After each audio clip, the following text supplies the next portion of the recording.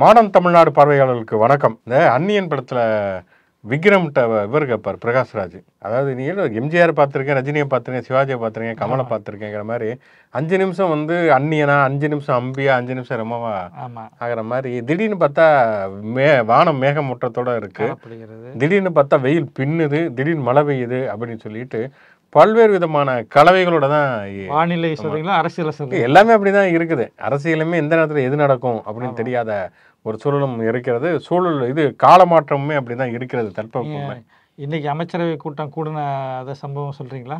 அது இனிமேல் கூடிய அது பல விஷயங்கள் பேசுவாங்க அப்படின்னு வச்சுக்கலாம். வந்து இப்போ 16ஆம் தேதி இப்போ இன்னைக்கு அமைச்சரவை கூட்டம், 16ஆம் தேதி பார்த்தோன்னா மாவட்ட செயலாளர், திமுக மாவட்ட செயலாளர் கூட்டம், 18ஆம் தேதி கலைஞருடைய நாணய வெளியீட்டு விழா. ஆக்சுவலாக இன்னைக்கு அமைச்சரவை கூட்டத்தில் மிக முக்கிய எதிர்பார்ப்பு ஒன்று இருந்தது.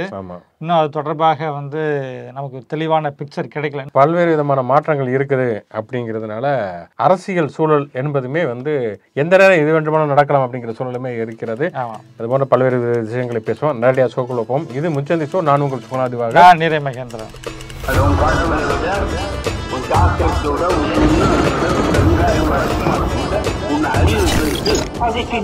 முத்தமிழறிஞர் கலைஞருக்கு நாணயம், சிறப்பு நாணயம் வெளியிடுறது அப்படிங்கிறதுக்கான ஒரு இது கொடுத்து கோரிக்கை வச்சுருந்தாங்க ஒன்றிய அரசிட்ட. அதை ஒட்டி வந்து 100 ரூபாய் நாணயத்தை வந்து ஒன்றிய அரசு வெளியிடுது. 18ஆம் தேதி அதனுடைய வெளியீட்டு நிகழ்வு வந்து தமிழ்நாட்டில் பாதுகாப்புத்துறை அமைச்சர் ராஜ்நாத் சிங் தலைமையில் நடக்குது. ஆக்சுவலாக இது இதோட வரலாறு பார்த்திங்கன்னா, அண்ணா மரணத்தின் பொழுது, அண்ணா இறந்த பிறகு அண்ணாவுக்கான ஒரு அஞ்சல் தலை வெளியிடப்பட்டது. அண்ணாதுரை அப்படின்ட்டு வந்து தமிழில் எழுதப்பட்ட ஒரு அஞ்சல் தலை முதலில் வெளியிடப்பட்டது. கலைஞர் எடுத்து செஞ்சார். இப்போ கலைஞருக்கு ஒரு சிறப்பு நாணயம் வெளியிடுறது அப்படிங்கிறது நிகழ்வு பல்வேறு அரசியல் சூழல்களில் வந்து அதில் மாறுது. குறிப்பாக என்னென்னா, அனைத்து எதிர்க்கட்சி தலைவர்களையுமே வந்து முதலமைச்சர் வந்து அழைப்பு விடுத்திருக்கிறாரு. இது வந்து ஒரு பொது நிகழ்வாக நடக்குது அப்படிங்கிறதுனால, அரசு சார்பில் நடக்குதுங்கிறதுனால அனைத்து கட்சிகளுக்கும் எந்த பாகுபாடும் இல்லாமல் எதிர்கட்சி தலைவர் எடப்பாடி பழனிசாமி அவருக்கு நேரடியாக பூச்சி முருகன் போய் அழைப்பிதழ் கொடுத்திருக்கிறாரு. வார்டு கவுன்சிலர் கூட இல்லாத அண்ணாமலை அவருக்குமே அழைப்பிதழ் போய் இருக்கிறது. ஜி.கே. வாசன் எல்லாருக்கும் ஓபிஎஸ் அதனால எல்லாருக்குமே போயிருக்குது.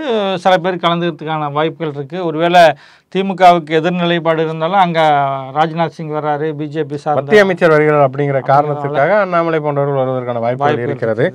வந்து அந்த நிகழ்ச்சியுடைய கண்ணியத்தையும் நாகரிகத்தையும் காப்பாற்றுவார்கள் அப்படின்னு நம்புவோம். அங்க ஏதாவது கோர் பண்ணி பார்க்கலாம் அப்படின்னு நினைக்கிறதுக்கும் முயற்சிகள் பண்றதுக்கான வாய்ப்புகளுமே இருக்கு. அங்க வாய்ப்பு இருக்காது எனக்கு தெரிஞ்சு. ஆக்சுவலா என்னன்னா, இவங்க எல்லாமே விமான நிலையத்திலேருந்து பார்த்துட்டு கூட கிளம்புறதுக்கான வாய்ப்புகளும் இருக்குது. ஏன்னா அங்கே வந்து முழுமுற்றா வந்து நீங்கள் கலைஞரோட புகழ் பேசி ஆகணும்.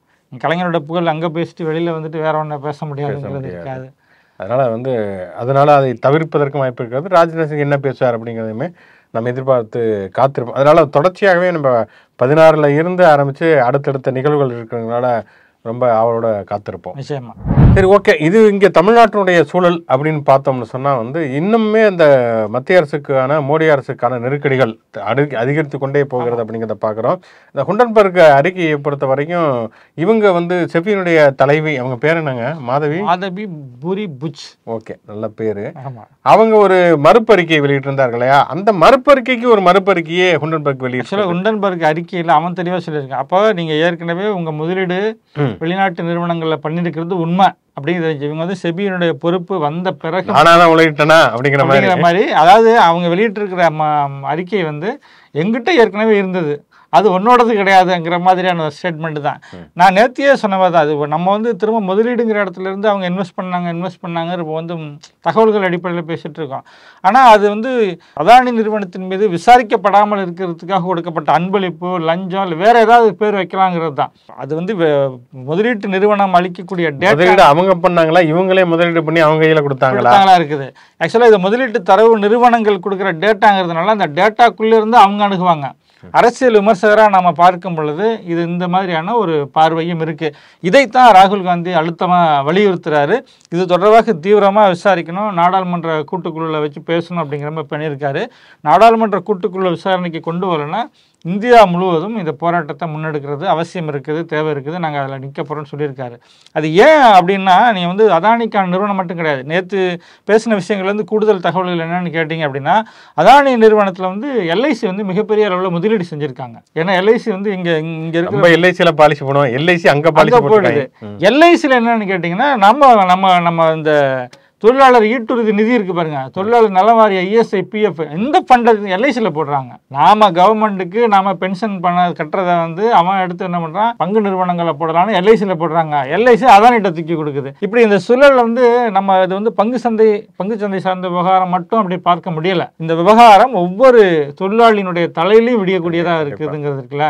அந்த இடத்துல இருந்து அதானி மீதான அதானி நிறுவனத்தின் குற்றச்சாட்டு முழுமுற்றா விசாரிக்கப்படணும் அப்படிங்கிறது. ஆனால் இவங்க நிராகரிக்கிறாங்க. அந்த நிறுவனமோ இல்லை செபி தலைவர் நிராகரிக்கிறது மட்டும் கிடையாது, பிஜேபி நிராகரிக்குதுங்கிறது இருக்குல்ல. நீங்கள் ஏன் நிராகரிக்கணும்?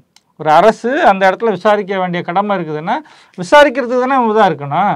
நீங்கள் ஒரு சாதாரண நீங்கள் ஒரு பெட்டி கேஸுக்கு நம்ம வந்து அமலாக்கத்துறையை அனுப்புகிற கவர்மெண்ட்டு அதானி நிறுவனத்தில் இவ்வளோ பெரிய குற்றச்சாட்டு முன்வைத்த பிறகும் வந்து ஒன்றும் இல்லைங்க. திருவண்ணாமலைன்னா 2 பேருக்கு பக்கத்து வீட்டில் தகராறு. ஆமாம், என்னன்னா துணி துவைக்கிறதுல ஒரு தகராறு நடந்து ஒரு கொலை நடந்துருது 2 குடும்பங்களுக்கு இடையில. இறந்தவனவர் ஒரு ராணுவ வீரர். உடனே வந்து பிஜேபி என்ன எடுத்தாங்கன்னா, அண்ணாமலை எல்லாம் ராணுவ வீரர்களுக்கு எதிராக திமுக வன்முறையை கட்டவிழ்க்கிறது, அதாவது நேரா போய் AK-47 பிடிச்சி வந்து இந்திய எல்லைக்குள்ள வந்து திமுக சுட்டது மாதிரி அங்க ஒரு ஆர்ப்பாட்டம்லாம் வள்ளுவர் கூட்டத்தில் நடத்தி அங்க ஒருத்தர் கர்னல் பாண்டியன்கிறவர் வந்து நாங்கள் துப்பாக்கி பிடித்த கை விடமாட்டோம் அப்படிலாம் அவர் சொன்னாரு. சாதாரணமா வந்து துணி துவைக்கல நடந்த தகராறு இருக்கு. ஆனா இங்க வந்து குண்டன்பர்க் அறிக்கை போட்டு வேலுவேலுன்னு வெளுத்து கிளிப் மாட்டி தொங்க விட்டுருக்கு. சத்தம் இல்லாம இருக்கிறாங்க அப்படிங்கறத வாய மூடிட்டு இருக்காங்க. நீங்க சொன்ன மாதிரி அல்லுசில் எல்லாமே வாய மூடிட்டு இருக்காங்க. கிரிராஜ் சிங் சொல்லியிருக்காரு, மத்திய அமைச்சர். அவர் என்ன சொல்லியிருக்கிறாருன்னா, இந்தியாவுக்கு குண்டன்பர்க் விசாரிப்போம், அவங்க வந்து இந்தியாவுக்கு எதிரான தேச துரோகிகள். இந்தியன் பேங்க்ல வந்து இன்வெஸ்ட் பண்ணியிருக்கிற அமெரிக்கனுடைய பிசினஸ் மேன் தான் அதுக்கு பின்னாடி இருக்காரு அப்படின்றாரு.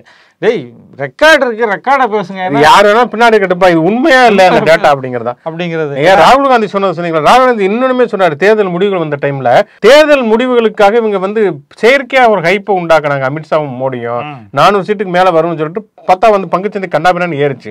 முடிவுகள் வர வர சடன்னு சரிஞ்சது. இதுக்கு பின் இதுவுமே அம்பானி அதானிக்காக துணை பிரிவுக்காகத்தான் அவங்க ஹைப்பை உருவாக்குறாங்க அப்படிங்கிற ஒரு குற்றச்சாட்டுமே அன்னைக்கு முழுமுற்றா நம்ம ஏற்கனவே பேசின மாதிரி தான்.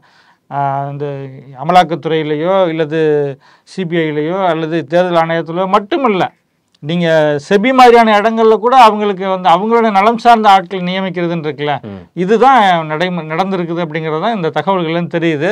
இது தீவிரமாக விசாரிக்கப்பட்டு அதானி நிறுவனத்தின் மீது நடவடிக்கை எடுக்க மட்டும்தான் அது சரியாக இருக்க முடியும். கல்வி நிறுவனங்களுடைய தரவரிசை பட்டியல் என்பது ஒவ்வொரு ஆண்டுமே வெளியாகக்கூடிய ஒன்று தான். அதில் பார்த்தோம்னு சொன்னால் வந்து 2 விஷயங்கள். ஒன்று வந்து கிட்டத்தட்ட அந்த தரவரிசையில் 37 நிறுவனங்கள் தமிழ்நாட்டை சேர்ந்த கல்வி நிறுவனங்கள், கிட்டத்தட்ட 3ல் 1 பங்கு நிறுவனங்கள் வந்து தமிழ்நாட்டுடைய கல்வி நிறுவனங்கள் அப்படிங்கிறது மகிழ்ச்சி அளிக்கக்கூடிய ஒரு விஷயம். இன்னொன்று சென்னை ஐஐடி முதலிடத்தை பிடித்திருக்கிறது. 2 விஷயங்களும் பேசணும். ஒன்று வந்து 37 கல்வி நிறுவனங்கள் பிடித்திருப்பது என்பது உண்மையிலே ஒரு வரவேற்கத்தக்க ஒன்று. தமிழ்நாடு பொறுத்த வரைக்கும் கல்வியில் எப்பொழுதுமே வந்து அதற்காக முதன்மையான இடத்தை கொடுக்குறது. சமீபத்தில் கூட தமிழ் புதல்வன் திட்டத்தை தமிழ்நாடு முதல்வர் தொடங்கி வைத்தார் அப்படிங்கிறத பார்க்குறோம். அதே நேரத்தில் இப்போ இன்னொரு செய்தியுமே என்னன்னா வந்து மன்னார்குடியை சேர்ந்தவர் துர்கா அப்படிங்கிறவங்க, அவங்களுடைய அப்பா வந்து நகராட்சியில் தூய்மை பணியாளர். அவங்க வந்து டிஎன்பிஎஸ்சி குரூப் எழுதி அவங்க வந்து வெற்றி பெற்று அதில் தேர்ச்சி பெற்று எந்த அப்பா வந்து அவருடைய அப்பா வந்து எந்த நகராட்சியில் வந்து தூய்மை பணியாளராக பணியாற்றினாரோ அதே நகராட்சியுடைய ஆணையாளராக அவர் வந்து ஏற்கனவே தேர்ந்தெடுக்கப்பட்டு விட்டார். அதற்கான ஆர்டர் வந்து இந்த நேஷனல் வழங்கி இருக்கிறாங்க. நம்ம இதை அப்படியே வந்து ஒரு வட்ட சுழற்சியில் பார்க்க முடியும். தமிழ்நாட்டில் வந்து இவ்வளோ கல்வி நிறுவனங்கள் வளர்ச்சி, கல்வி நிறுவனம் தேசிய அளவில் வந்து முன்னிலையில் இருக்குதுங்கிறது ஒன்று. அப்புறம் சமூக நீதி நோக்கில் கல்வி கற்றால் பெண்கள் அடிநிலையில் இருக்கிறவங்க கூட உயர் பொறுப்புகளுக்கு வர முடியும் அப்படிங்கிறது, கல்லூரி போயிட்டவங்களுக்கு சரியான வாய்ப்புகள் அமைச்சு கொடுக்கறது அப்படிங்கிறது இருக்கு. உயர்கல்விக்கான நீங்கள் இப்போ ஐஐடியில் தமிழ்நாட்டு மாணவர்களோ அல்லது குறிப்பாக வந்து பொருளாதாரத்தில் பின்தங்கிய மாணவர்கள் வந்து பெருசாக உள்ளே போக முடியாது. ஐஐடி போகிறதுக்காக உதவி திட்டம், அதுக்கான சில சிலபஸ் இது பண்ணுறது அப்படின்ட்டு தேர்ந்தெடுத்து மாணவர்கள் படிக்க வைக்கிறாங்க. இப்போ அந்த வேலைகளுமே இங்கே நடந்துகிட்டு இருக்கு அப்படிங்கிறத பார்க்குறோம். தமிழ்நாட்டு கல்வி அப்படிங்கிறத பொறுத்தளவுக்கு தமிழ்நாட்டில் இவ்வளோ கல்வி நிறுவனங்கள் முதன்மையான வர்றதுக்கு திமுகவோட அரசாங்கம் இல்லை கலைஞர் கொண்டு வந்த பல்வேறு முன்முயற்சிகளும் காரணமாக இருக்குது. ஏன்னா உங்களுக்கு 69, 70களில் 3 பல்கலைக்கழகம் தான் தமிழ்நாட்டில். மெட்ராஸ் யூனிவர்சிட்டி, அழகப்பா பல்கலைக்கழகம், அண்ணாமலையார் பல்கலைக்கழகம். அதற்கு பிறகு தான் இந்த இன்ஃப்ராஸ்ட்ரக்சரே வந்து அதிகரிக்குது. அம்பேத்கர் சட்ட பல்கலைக்கழகம் முதல் கொண்டு வந்து கலைஞர் கொண்டு வந்தவர் தான். காலையில் மீன்வள பல்கலைக்கழகம் அது இது நிறைய கொண்டு வந்தாங்க. இப்படி தமிழ்நாட்டினுடைய கல்வி கட்டமைப்பை உயர்த்துவது அக்ரிகல்ச்சர் யூனிவர்சிட்டி முதல்ல கலைஞர் தான் நிறைய விஷயங்களை சொல்லலாம். அப்படி பண்ணாலுமே நிறைய சில பேர் ஔவையார் யார் படிக்க வச்சா, திருவள்ளுவர் யார் படிக்க வச்சாங்கிற அறிவுபூர்வமான கேள்விகள் கேட்பாங்க. அதான் ஜெயரஞ்சன் சமீபத்தில் ஒரு விழாவில் கேட்டாரு, ஔவையார் படிச்சாங்க, உங்க அப்பா தான் படிச்சாங்களா, அதை யார் படிக்க வச்சாங்கிற கேள்வியை கேட்டிருந்தார். அதனால ஒரு வரலாற்று ரீதியாகத்தான் ஒரு இதை அணுக வேண்டும். சென்னை ஐஐடியை பொறுத்த வரைக்கும் என்னன்னா அது முதலிடத்தை பிடித்திருப்பதற்கு ஒரு வாழ்த்துக்களை தெரிவித்துக் கொள்ளலாம். அதே நேரத்தில் பொதுவாகவே ஐஐடிகள் மீது வைக்கப்படக்கூடிய விமர்சனங்கள் என்பது அது இன்னமும் ஆதிக்க சாதனை, குறிப்பாக பார்ப்பன பண்ணையமாகத்தான் அது இருக்கிறது அப்படிங்கிறது பிற்படுத்தப்பட்ட தாழ்த்தப்பட்ட மக்கள் அதுக்குள்ள போறதே பெரிய விஷயமாக இருக்கிறது. அப்படி போனாலுமே கூட அங்க இருக்கக்கூடிய சாதிய சூழலின் காரணமாக மன உளைச்சல் காரணமாக தற்கொலைகள்ல இருந்து ஆரம்பிச்சு பல்வேறு விதமாக நடக்கிறது. பேராசிரியர்களுக்குமே கூட கடந்த காலத்தில் வசந்த கந்தசாமி மீது சாதி ரீதியான பாகுபாடுகள், பேராசிரியர் நியமனத்திலுமே அங்க பாகுபாடு இருக்கிறது. காலி பணியிடங்கள் இருந்தாலும் நிரப்புறது கிடையாது அப்படின்னு நம்ம பார்க்கிறோம். ஸோ அதனால இது ஐஐடி மாதிரியான நிறுவனங்கள் நாம மகிழ்ச்சி அடையலாம். ஆனால் ஐஐடி மாதிரியான நிறுவனங்கள் எல்லா சமூகத்துக்கும் ரெப்ரசன்ட் பண்ணுற இடமா இருக்கணும் அப்படிங்கிறது ஒன்று இருக்குது. ஐஐடியில் நுழைவதற்கு நம்ம பொதுவாகவே ஐஐடியில் நுழைவதற்கு பல கட்டுப்பாடுகள் வச்சுருக்காங்க. அதில் ஒரு கட்டுப்பாடு நூலாக இருக்கணும் அப்படிங்கிறது, நீங்கள் கிராஸ் பெல்ட் இருக்கணுங்கிறது. இந்த தடைகள் மற்ற எக்ஸாம்பிள் பேப்பரை நூல் போட்டு கட்டுவாங்க, இங்கே செயற்கையிலே நூல் போட்டு கட்ட வேண்டியா இருக்குது. ஸோ இந்த மாதிரி தடைகளை நாம் இதையும் முறியடிக்க வேண்டிய இருக்குது. அதே நேரத்தில் இந்த கல்வி நிறுவன வளர்ச்சியும் நமக்கு சந்தோஷத்தை கொடுக்குறது. தொடர்ந்து இந்த இந்த இந்த ஸ்ட்ரக்சர் அப்படியே நீடிச்சு போகணும் அப்படிங்கிறது தான் நம்மளுடைய எதிர்பார்ப்பாக இருக்குது. ஆனால் என்னன்னு கேட்டிங்கன்னா, இந்த பல்கலைக்கழகங்கள் துணைவேந்தர்கள் ஆளுநர் இருக்கிறாரு, தமிழ்நாடு அரசு முன்னெடுக்கிற சில முயற்சிகளுக்குமே முட்டுக்கட்ட போயிட்டு இருக்குங்கிறது தான் இதில் நம்ம பார்க்கக்கூடிய விஷயமா இருக்குது. ஆளுநர் அப்படிங்க ஆளுநர் இப்போ ஆகஸ்ட் 15ஆம் தேதி தேநீர் விருந்து கொடுக்க போகிறாரு. தேநீர்னா தேநீர் மட்டும் கொடுக்க மாட்டா, அப்படி பிஸ்கட்லாம் சேர்த்து தான் கொடுப்பாருன்னு வச்சுங்களேன். ஆனால் அந்த விருந்தை புறக்கணிப்பதாக எதிர்கட்சிகள் அறிவித்தன, காங்கிரஸ் கம்யூனிஸ்ட் கட்சிகள் அதை அறிவித்தன. எனக்கு புரியாத ஒரு விஷயம் என்னன்னா, இவர் ஜூலை 31ஆம் தேதி இவர் ரிட்டையர்ட் ஆக போறான்னு சொன்னாங்களே, ஆகஸ்ட் 15 ஆரஞ்சு மிட்டாயே கொடுக்க போறாங்க. இன்னமும் அவர் இருக்காருன்னா எக்ஸ்டென்ஷன் பண்ணிருக்காங்களா இல்லையா? அதிகாரப்பூர்வம் எந்த அறிவிப்புமே வரல. ஆமா, இன்னும் நம்ம அரசுக்கும் சொல்லல, பொதுவாகவே அறிவிக்கவே இல்லை அப்படிங்கிறது. எக்ஸ்டென்ஷன்ல இருக்கிறவர் எதுக்கு தேநீர் விருந்து இருக்காரு. ஆனாலும் இப்படி உட்காந்து இந்த அணிவகுப்பு எல்லாம் பாக்குறது நடப்பாங்க, அந்த மாதிரியான விஷயங்கள்லாம் பண்ண, தேநீர் விருந்து கொடுக்கறது, இதெல்லாம் பண்ணிருக்கா. அப்படி என்ன காரணம் சொல்லியிருக்காங்கன்னு எல்லாருக்குமே தெரிந்த ஒரு காரணம் தான். பொதுவாக தமிழர்களின் நலனுக்கு எதிராக தொடர்ச்சியாக செயல்படக்கூடியவராகத்தான் இந்த ஆளுநர் இருக்கிறார் அப்படிங்கிறது. திருவள்ளுவருக்கு காவி பெயிண்ட் அடிக்கிறது, எதுக்கு இந்த ஆளுநரோட எதுக்கு அவருக்கு நம்ம காசு கொடுத்து அவர் இவங்களுக்கு டீ வாங்கி கொடுக்குறாரு?